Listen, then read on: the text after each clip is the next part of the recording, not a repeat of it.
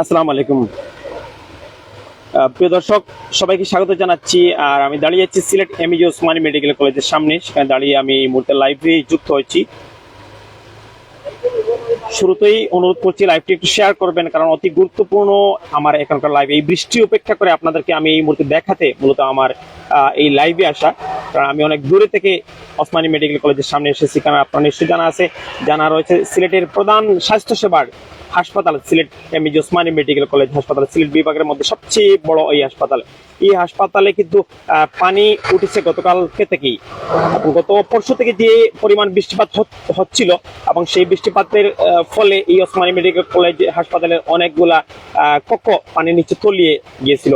এবং গতকাল বিকালে সেই পানিটা নেমেছিল, এবং গতকাল রাত 11:30টার পর থেকে যে বৃষ্টিপাত শুরু হয়েছে সিলেটে, এবং একটানা এই বৃষ্টিপাত হচ্ছে এখন পর্যন্ত। সেই বৃষ্টিপাত কিন্তু থামছে না কোনো অবস্থাতেই। এবং এই বৃষ্টিপাতের ফলে এই মুহূর্তে সিলেট এমএজি ওসমানী মেডিকেল কলেজের অনেকগুলো সড়ক কিন্তু পানির নিচে, এবং অনেকগুলো কক্ষে ইতিমধ্যে কিন্তু পানি চলে এসেছে। হাসপাতালের অনেক স্টাফ যারা আছেন তারা কিন্তু কাজকর্মে এসেছেন সকাল থেকে, কিন্তু তারা আবার পানির কারণে অনেকে আবার চলে যেতে বাধ্য হচ্ছেন, কারণ এত পরিমাণ পানি অনেকগুলো কক্ষে ইতিমধ্যে কিন্তু পানি উঠেছে। যেখানে আমি দাঁড়িয়ে আছি institute of nuclear medicine and allied science Sylhet, এই বিল্ডিং এর ঠিক সামনে দাঁড়িয়েছে। এখানে যে কয়েকটি সিঁড়ি দেখতে পাচ্ছেন, সেই সিঁড়ির পর্যন্ত পানি ছিল আজকে সকালবেলা। এখন যদিও পানি কিছুটা নামতে শুরু করেছে এই মুহূর্তে। এখন যেখানে দাঁড়িয়ে আছে আসলে এই সড়ক দিয়ে মূলত, অর্থাৎ এই রাস্তা দিয়ে, মেডিকেলের এই রাস্তা দিয়ে কলোনি রয়েছে, হাসপাতালের যে কলোনি, সেই কলোনিতে কিন্তু অনেক পানির অবস্থা কিন্তু খুবই খারাপ। সেখানে কেউ বলছেন, আমি কয়েকজন স্টাফের সাথে কিছুক্ষণ আগে কথা বলছিলাম, কেউ বলছেন তাদের রুমের মধ্যে হাঁটু সম পরিমাণ পানি, কেউ বলছেন কারো রুমের মধ্যে কোমর সম পরিমাণ পানি এমএজি ওসমানী মেডিকেল কলেজের কলোনি যেটা রয়েছে সেই কলোনির মধ্যে। এবং এই বিল্ডিং গুলার আশপাশে কিন্তু সবগুলো ভবনের সামনে কিন্তু কোথাও কোথাও হাঁটু সম পরিমাণ পানি। কখনো পানি আমরা দেখছি কমতে শুরু করছে, আবার কোথাও কোথাও কিন্তু পানি বাড়ছে, সেটা আমরা এই মুহূর্তে লক্ষ্য করছি। এবং এখানে হাসপাতালে আসা মানুষজন যারা চিকিৎসা সেবা নিতে আসছেন কিংবা বিভিন্ন কাজে যারা আসেন না কেন, তারা কিন্তু এই পানির কারণে অনেকটা বড় রকমের কিন্তু ভোগান্তিতে এই মুহূর্তে পড়েছেন। এবং গতকাল সিলেট নগরীর বেশিরভাগ জায়গায় কিন্তু পানি জমেছিল, অর্থাৎ বড় রকমের জলাবদ্ধতা তৈরি হয়েছিল গতকাল। এবং সেই জলাবদ্ধতার ফলে মানুষ বড় ধরনের ভোগান্তিতে পড়েছিলেন। এই মুহূর্তে দেখতে পাচ্ছেন যে একটি অ্যাম্বুলেন্স যাচ্ছে, সেই অ্যাম্বুলেন্সের চাকার পেছনে কি পরিমাণ পানি দেখা যাচ্ছে সেটা আপনারা নিশ্চয়ই ক্যামেরার সামনে অনুধাবন করতে পারছেন। আমি যেখানে দাঁড়িয়ে আছি আসলে এখন পর্যন্ত অব্যাহতভাবে বৃষ্টিপাত হচ্ছে, এবং বৃষ্টিপাত কখনোই কিন্তু থামছে না। এভাবে যদি অব্যাহতভাবে বৃষ্টিপাত হয়, এবং বন্যা পরিস্থিতির যে আগাম যে সংখ্যা যেটা ধারণা করছেন আবহাওয়াবিদরা, সেটা কিন্তু উড়িয়ে দেওয়া যায় না একেবারেই।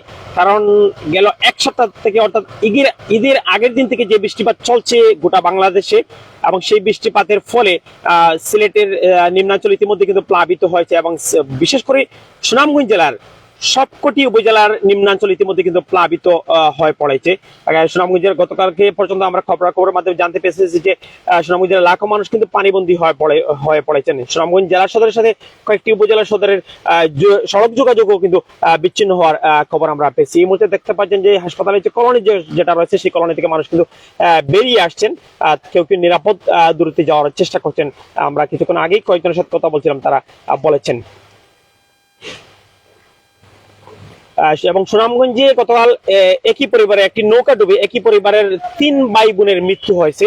এবং গতকাল সিলেটের পর্যটন স্পট যেখানে আমরা পিকনিকে যাই, সেটা হলো সাদা পাথর। সেই সাদা পাথরে একজন পর্যটক ঢাকার মিরপুরের, তিনি পানির নিচে পানিতে অর্থাৎ পড়ে গিয়েছিলেন, এবং সেখান থেকে সাঁতার কেটে উঠতে পারেননি, এবং গতকাল রাত পর্যন্ত তার হদিস পাওয়া যায়নি। রাতে ডুবুরিরা তাদের উদ্ধার কার্যক্রম বন্ধ রেখেছেন। আজ সকালে এখন পর্যন্ত সেই উদ্ধার কার্যক্রম শুরু করেছেন কিনা সেটা আমার এখন পর্যন্ত জানা নেই। এই যে সড়ক যেটি দেখতে পাচ্ছেন ক্যামেরার সামনে, ঠিক এই সড়ক দিয়েই এমএজি ওসমানী মেডিকেল কলেজের যে কলোনি, অর্থাৎ স্টাফ যারা আছেন, তারা কিন্তু তাদের বাসা বাড়িতে যাচ্ছেন, এবং সেখানে অনেকের ঘরে কিন্তু অনেক পানি কিন্তু ইতিমধ্যেই উঠে গেছে। ক্যামেরার সামনে যে কয়েকটি ভবন দেখতে পাচ্ছেন, সেই ভবন আমি কিছুক্ষণ আগে ভবনের আশপাশে অনেক পানি, অনেক কক্ষে কিন্তু হাঁটু সম পরিমাণ পানি আমি আজকে সকালে দেখে এসেছি, এবং অনেক কার্যক্রম কিন্তু মেডিকেলের যে কার্যক্রম অনেকটা কিন্তু বিঘ্ন করছে।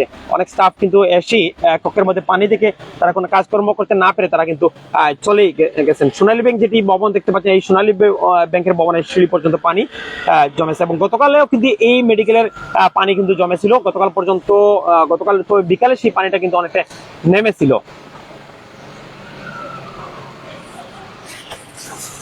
চাচা, একটু পানির অবস্থা কইবানি আপনার আপনার এই মেডিকেলের অবস্থা। আপনি তো এখানে স্টাফ, এখানে কিটা পানি দেখা, কিলেন পানি দেখা গতকালকে এবং আজকে দেখি?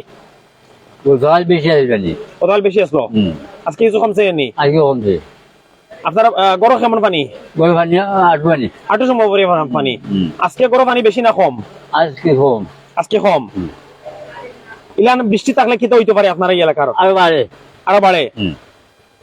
ইলান বন্যার সময় কই যান আপনারা তাইলে? আমরা নিচে আর তিনতলা দিকে উঠন লাগে, তিনতলা দিকে উঠন লাগে, বুঝতে পারছি। ধন্যবাদ চাচা আপনার। আমরা ওখানে একটা মসজিদ আছে, জি, আটু পানি বুঝতে পারছি। ঈদগার মাঝে